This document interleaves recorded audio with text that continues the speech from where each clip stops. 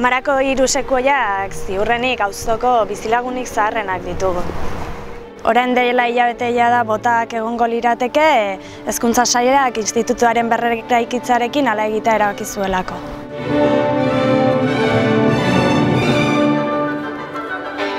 Zuhaitz hauen balorea ekologiko zein paisajistikoa oso handia da, urte luzeetan bizi izan dira auzo honetan bertan, jendearekin batera bai itzala emanez, bai ingurune natural bat sortuz hiri erdian, bai kutsadura xurgatuz eta ikasle askok pasa dituzte urteak hauekin batera ikasten.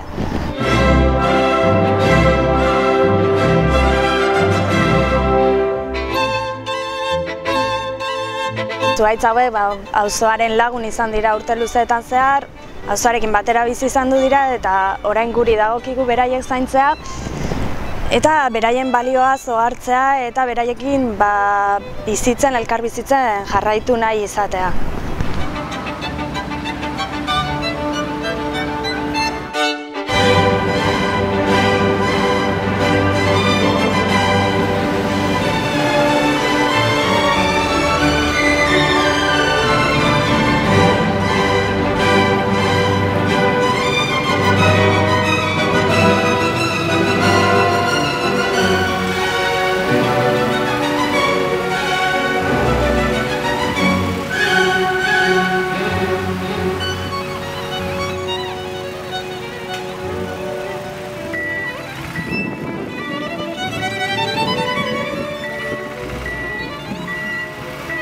Hezkuntza Sailari helarazi zitzaion zuhaitz hauek zuten balorea, esan zitzaion berdiseina zezan proiektua zuhaitzaken biziraupena bermatzeko eta ezezkoa jaso orduko eskaini zitzaien berkokatzea behintzat hiru sekuoia hauek beraien lurzoruan instituto berrian.